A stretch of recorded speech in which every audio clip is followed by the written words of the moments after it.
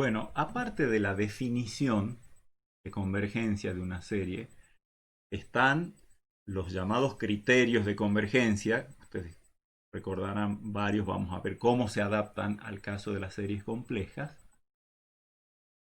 que nos permiten determinar la convergencia o divergencia de ciertas series de acuerdo a cálculos auxiliares o a conocimientos auxiliares que uno tenga. Los primeros son los criterios de comparación. Los criterios de comparación en realidad vienen heredados de los criterios de comparación de series de términos reales no negativos. Y en general son criterios para saber si una serie converge absolutamente o no. Vamos a ver cuáles son esos criterios. Supongamos que tengo dos sucesiones complejas, ZJ y WJ, y por supuesto me voy a imaginar las series suma infinita de los ZJ y suma infinita de los WJ.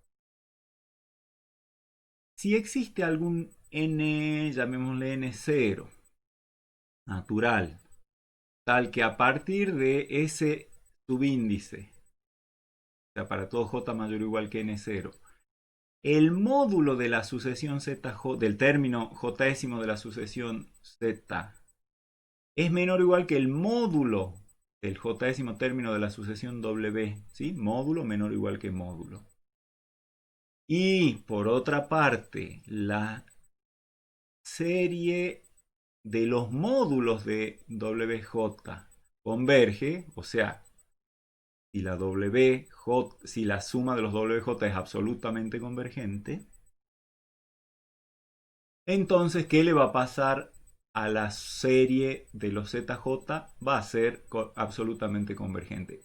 Esto es herencia neta del criterio análogo para series de números reales no negativos, y de hecho los módulos son números reales no negativos, así que si esto converge y este número es menor o igual que esto para todo j suficientemente grande, entonces la suma de los módulos de ZJ converge. Eso no es ninguna novedad.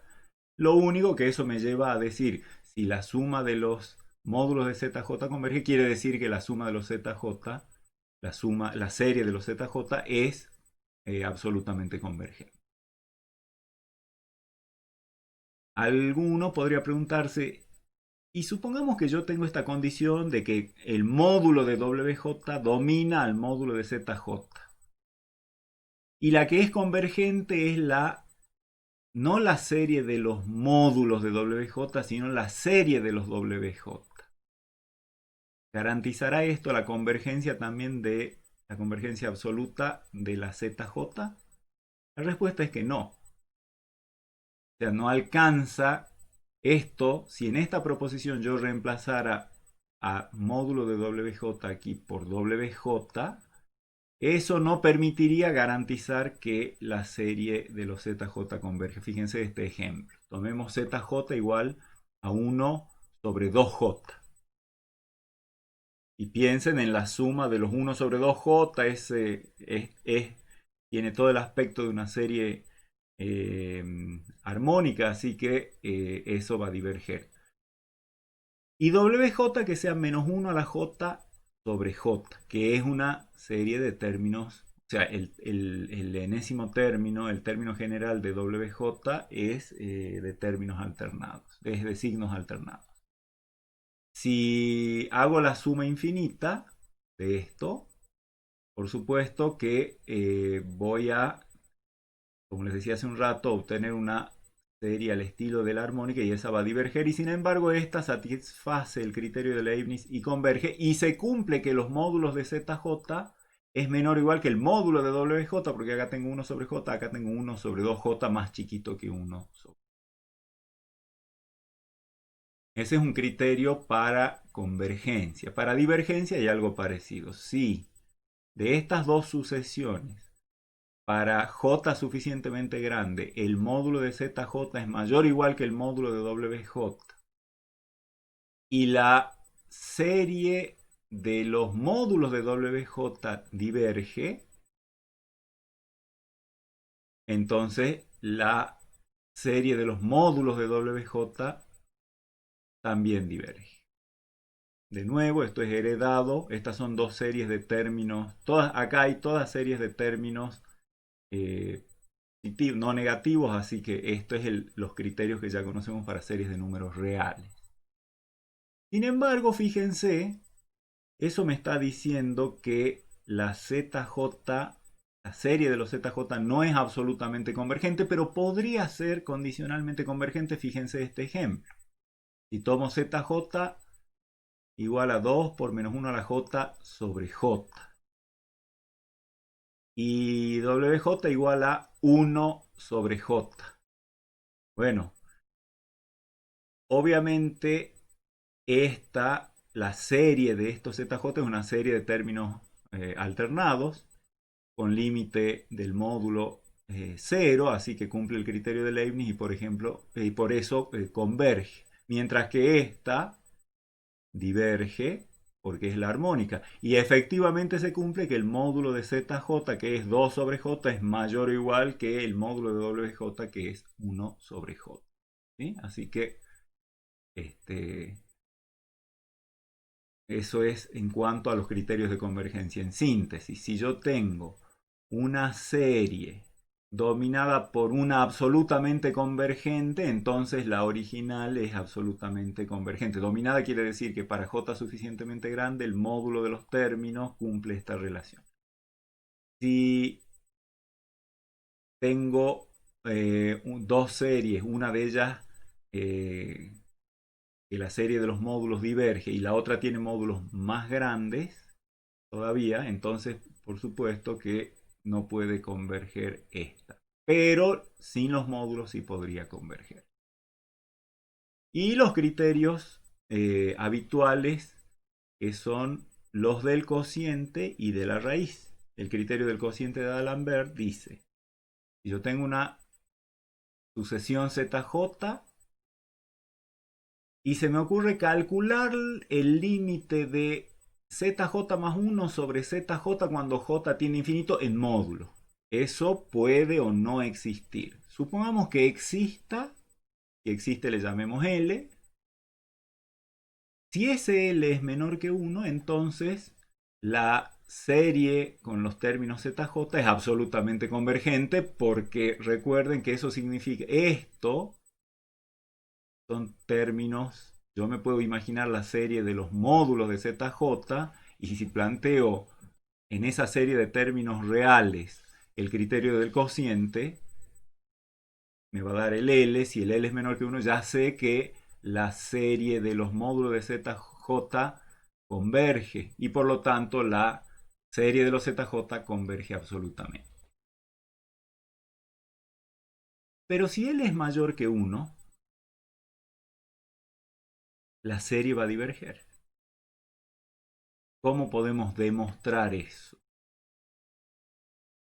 Bueno, si L es mayor que 1, tomemos un beta intercalado entre L y 1. Obviamente este beta va a ser más grande que 1, menor que L. Recuerden que L es el límite de este cociente.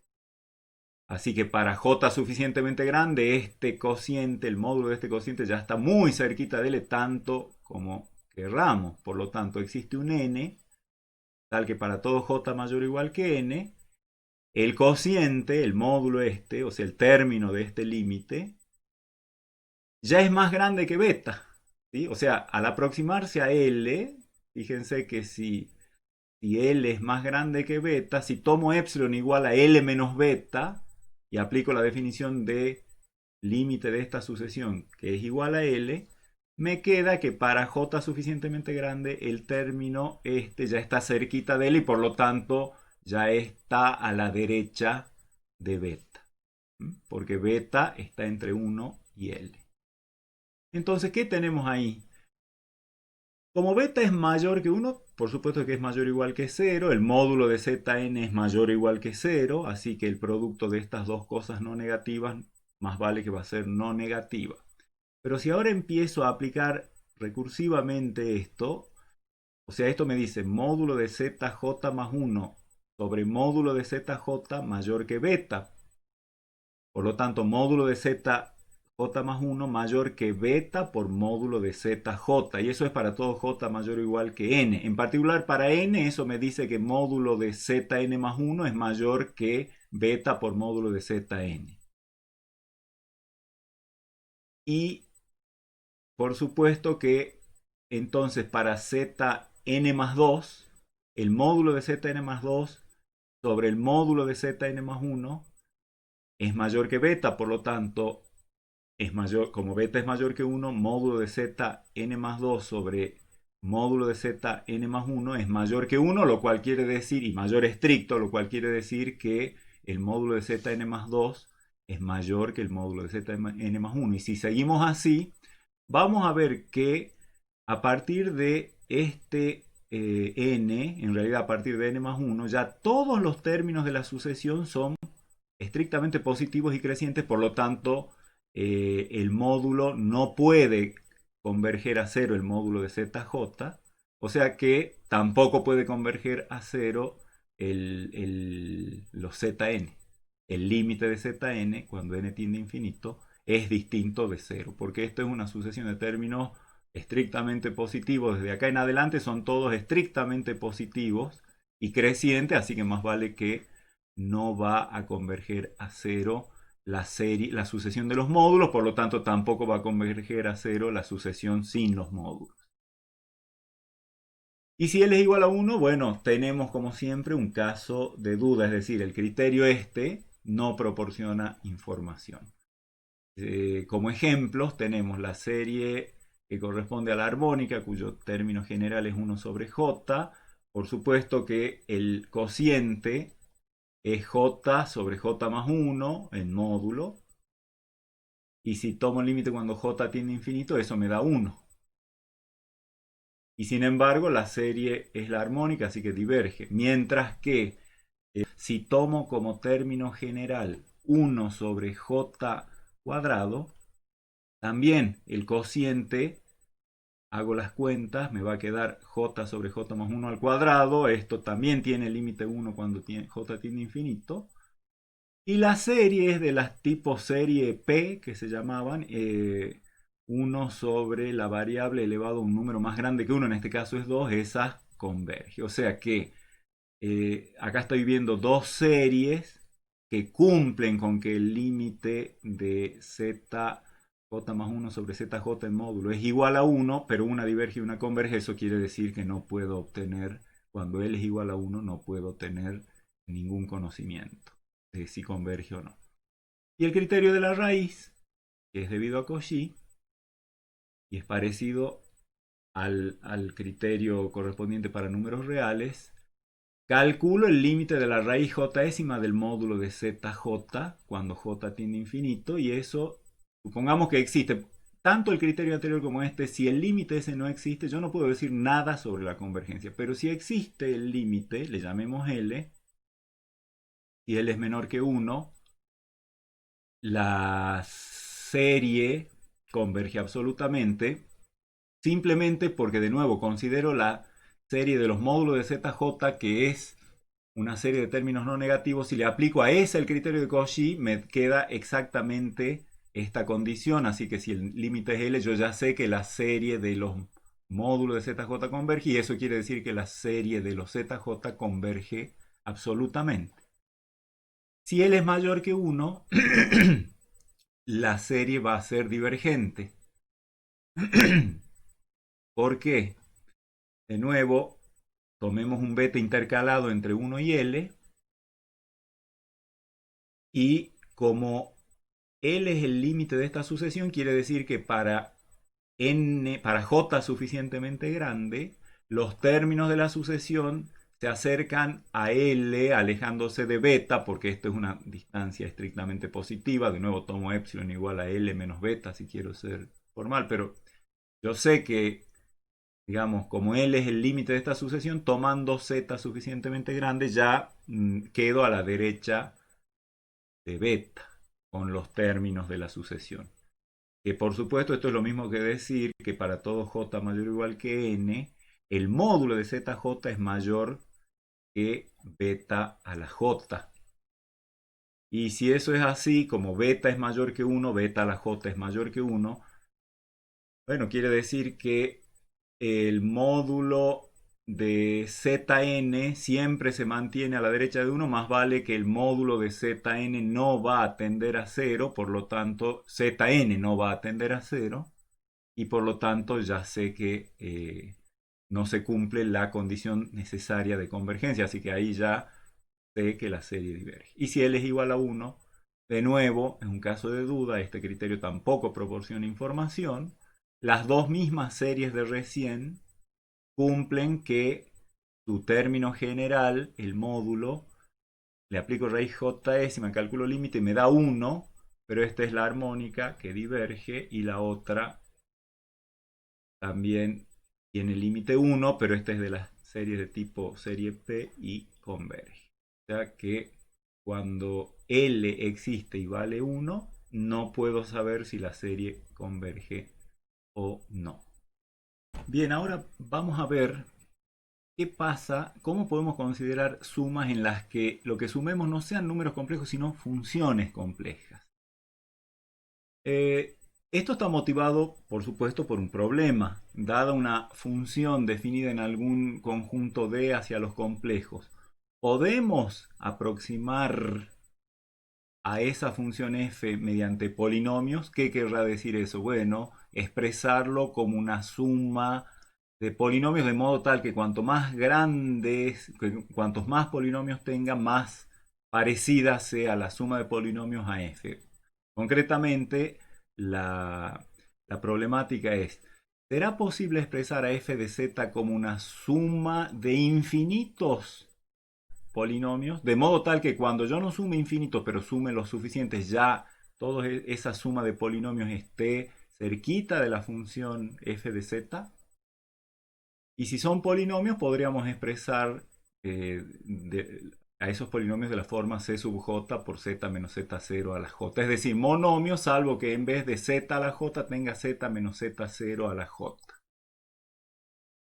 Se supone que para todo j natural, el c sub j es el coeficiente del monomio, un número complejo. Y el z0 es también un número complejo. Caso particular podría ser z0 igual a 0 y ahí sí tendría suma de infinitos monomios. Bueno, ¿cuándo es posible expresar una función como una... ¿Cuándo es posible aproximarlo por una suma infinita de monomios? Esa es la problemática. Esto suma desde j igual a 0 hasta infinito de c sub j por z menos z0 a la j, es lo que conocemos tradicionalmente como serie de potencias. Es una serie de potencias con centro z0 y coeficientes dados por una sucesión de coeficientes constantes c sub j, o sea, cada c sub j es un número complejo. Digamos, esto es lo que se llama un desarrollo en serie de Taylor, pero no sabemos si todas las funciones tienen desarrollos en serie de Taylor. Y además, si una función de este estilo, dada como una serie de potencias o como un desarrollo en serie de Taylor, ¿qué propiedades tiene la función esa límite? Ya vamos a precisar todos esos conceptos, pero hay un doble juego. Primero, cuando una función es desarrollable de esta manera. Y segundo, cuando algo es desarrollable de esta manera, esa función, ¿qué características tiene? Bueno, de eso se trata lo que queda de este capítulo. Cuando una función es desarrollable en serie de potencias con centro z0 y coeficientes, ¿y qué características tiene una serie de potencias? ¿Qué tipo de función representa? En vez de entrar a estudiar el caso individual, vamos a estudiar un caso más general que esto. Acá tenemos el caso en el que tenemos una suma infinita como si fuera una serie, nada más que el término general no depende solo de j, sino también de la variable compleja z. Así que podríamos decir, esto es un caso particular de una suma de funciones. Las funciones en este caso son de tipo monómico. En general yo podría tener una suma de funciones de cualquier índole. Le podría llamar f sub j de z a cada, o sea, se supone que para cada j está definida una f sub j de z, o sea, una función. Insisto, las series de potencias son un caso particular del caso más general de suma de funciones cualesquiera. Las series de potencias son aquellas en las que digamos, los términos generales son polinomios en la variable z. ¿Sí? O sea, este es el caso de las series de potencia. Por lo tanto, podemos tratar de estudiar en general, sin particularizar para el caso en las que las f sub j tengan una forma especial, y vamos a hacer ese estudio y vamos a obtener interesantes resultados. Esto es lo que se llama una serie funcional, por oposición a serie numérica. En las series numéricas era suma de cantidades que dependían solo de j. Acá tenemos cantidades que dependen de j y de z, de una variable z. Por eso funcional. Para cada j, en vez de tener una constante, zj, tenemos una función que depende de j y de z. Es lo que llamamos una serie funcional. ¿Qué requiere eso? Que tengamos definidas una familia de funciones en algún dominio, todas por supuesto en el mismo dominio, para que tenga sentido la suma de funciones. Necesitamos para sumar funciones que tengan el mismo dominio de definición.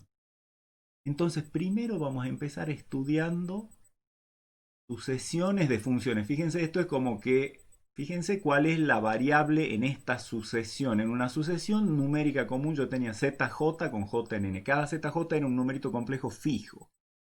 Acá tengo f sub j de z. Entonces, la variable para cada función, la variable z, y para la sucesión, la variable j. Entonces tenemos que estar atentos a esa distinción. Vamos a ser lo más formales que podamos. ¿Qué es una sucesión funcional? Supongamos que yo tengo un dominio, o sea, un conjunto en el plano complejo, V. Y supongamos que para cada número natural tengo definida una función de D en C. A esa función, la que le corresponde al jésimo número natural, le voy a llamar f sub j, ¿sí? O sea, una f sub 0 que vaya de D a C, una f sub 1 que vaya de D a C, una f sub 2 que vaya desde D a C, y así sucesivamente. Es como que tengo una cantidad numerable, infinita numerable de funciones, todas sobre el mismo dominio. Eso es lo que se llama una sucesión funcional, la familia de todas las funciones. Vamos a ver ejemplitos. Es una sucesión funcional en el conjunto D. Veamos ahora ejemplos. Los ejemplos que voy a tomar para poder facilitar la comprensión van a ser casos de funciones reales de variable real, pero ya sabemos que las podemos ver también como funciones complejas de variable compleja, así que yo las voy a anotar con toda la terminología de los complejos, pero vamos a poder reconocer que se trata de funciones definidas sobre un subconjunto de los reales y que dan por resultado un número real, o sea, funciones reales de variable real.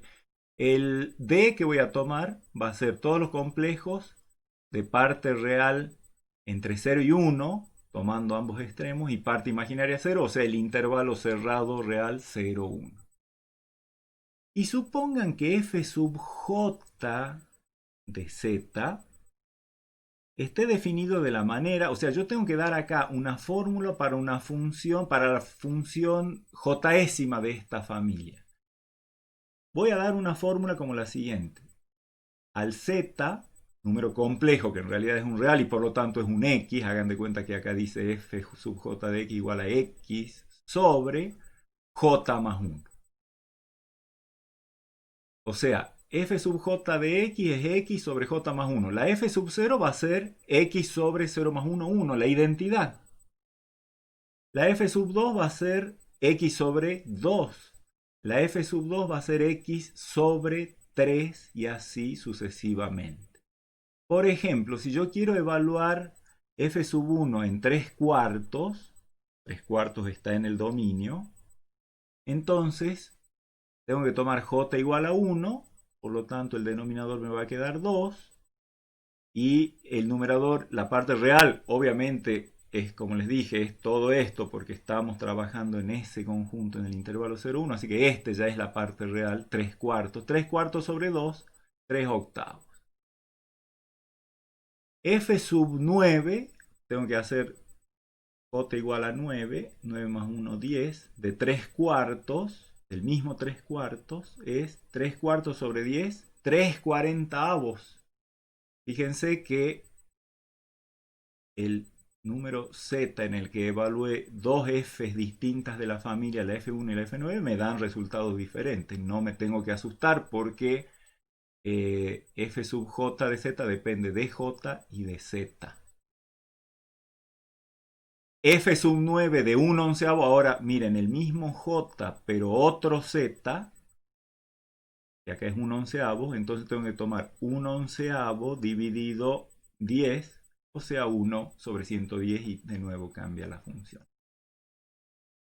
¿Qué forma? Como son funciones reales, como esta familia de funciones en realidad es una función, es una familia de funciones reales, es una sucesión funcional de funciones reales, las podemos dibujar en el plano, o sea, en ejes x, y. Y veamos, yo acá tengo un software, ya digamos el software de procesamiento matemático que uso, que es el Sage. Lo vamos a ver en pantalla grande, ¿sí? Esto está preparado para, fíjense acá tiene cargada la función x sobre j más 1 y a j le doy el valor de acuerdo a este deslizador. Ahí estoy con j igual a 0. X sobre 0 más 1 es la identidad. En rojo se van a ir dibujando. ¿Qué pasa si me voy a j igual a 1? Es x sobre 1 más 1, o sea, la función x sobre 2. O sea, f0 es toda la función, es el trazo completo por la primera diagonal desde 0, 0 hasta 1, 1. F sub 1 completita es todo esto. F sub 2 es la función x sobre 3, x sobre 4, x sobre 5, x sobre 6 y así sucesivamente. Miren, si se van dando cuenta que a medida que j aumenta, la pendiente disminuye y tiende a 0. ¿De acuerdo? O sea que acá, cuanto más grande es el j, y miren lo que está pasando acá, cuanto más grande es el j, más parecida es la función f sub j a quién? A la función 0, a la constantemente 0. ¿De acuerdo? Bien, ese es un primer ejemplo.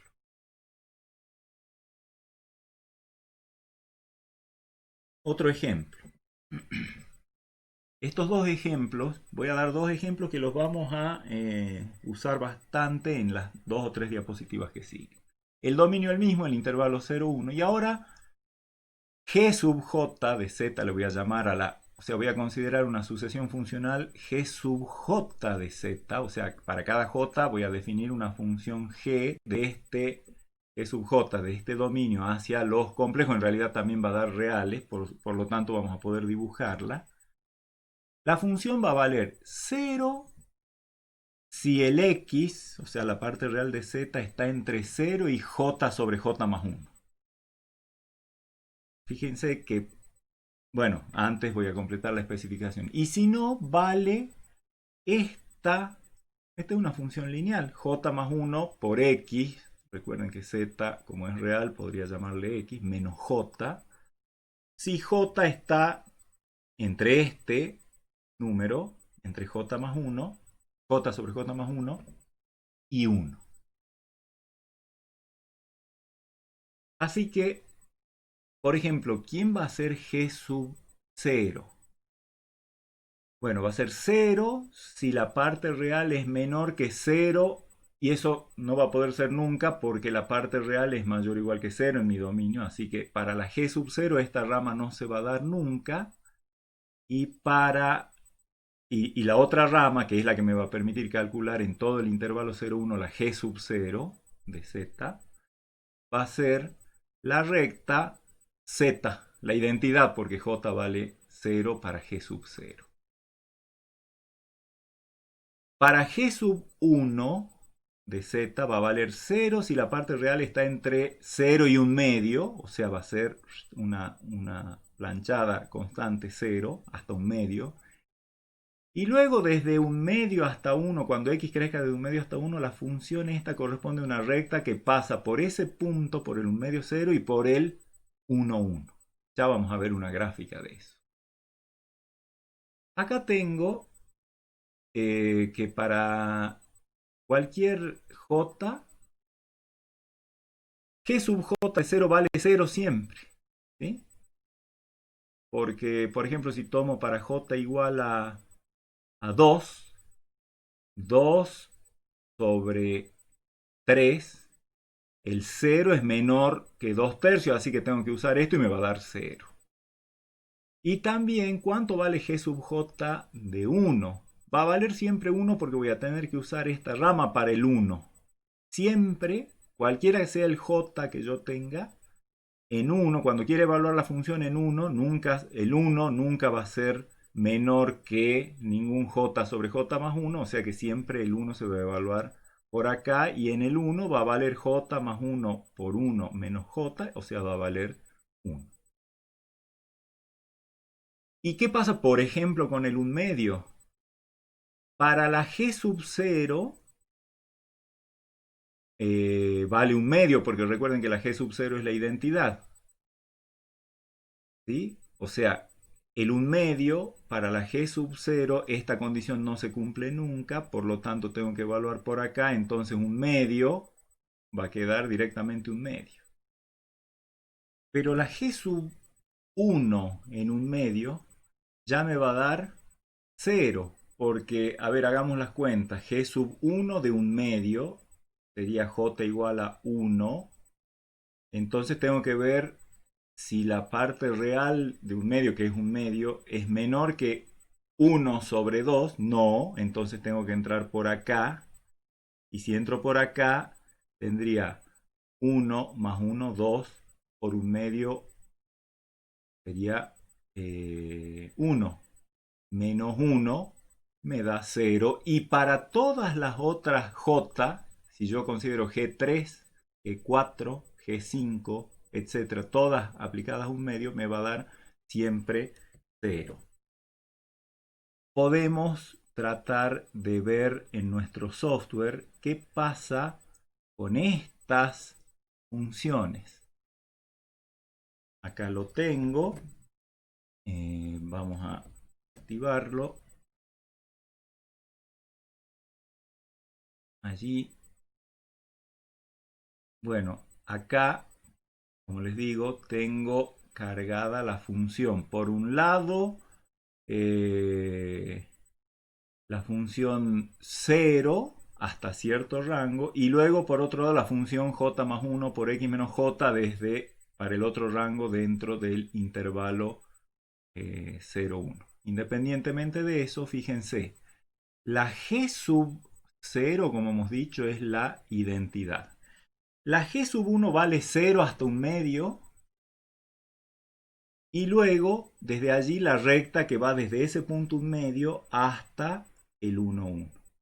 Así está definida. Si ustedes revisan, si hacen cuentitas, paran el video y hacen cuentitas, van a ver que la función g sub j corresponde a 0 hasta algún lugar y luego de ahí una recta hasta, digamos, un trazo de recta con pendiente cada vez más grande. Fíjense que ahí está para j igual a 2, eso tiene pendiente 2 tercios, o sea, para j igual a 2 es 0 hasta 2 tercios. La función vale 0 hasta el 2 tercios y desde el 2 tercios hasta el 1 vale la recta que pasa por 2 tercios y por 1, 1. Que es la ecuación esa que está ahí. A medida que se hace cada vez más grande el j, fíjense qué le va pasando. La g sub j correspondiente se parece cada vez más a un segmento cada vez más largo en el que vale 0, desde el 0 hasta algún límite que se va acercando al 1, y luego el trazo de recta que va desde ahí, desde donde terminó, hasta el 1, 1. Fíjense que Por supuesto que la pendiente va creciendo. Nunca va a llegar exactamente a pendiente 1, porque si no tampoco sería una función, pero ahí tenemos, por ejemplo, la G sub 200, tenemos ahí. Miren qué parecida. ¿Qué les parece a ustedes? Cuanto más grande es el J, ¿a qué función se parece esta G sub J? Hace un rato, cuando veíamos las F sub J, cuanto más grande era el J, las F sub J se parecían cada vez más a la función 0, constantemente 0. Esta se parece cada vez más a la función constantemente 0, salvo que en el 1 siempre está clavada en el 1, la función G sub J. Eso es lo que dice justamente lo que teníamos en el pizarrón hace un rato.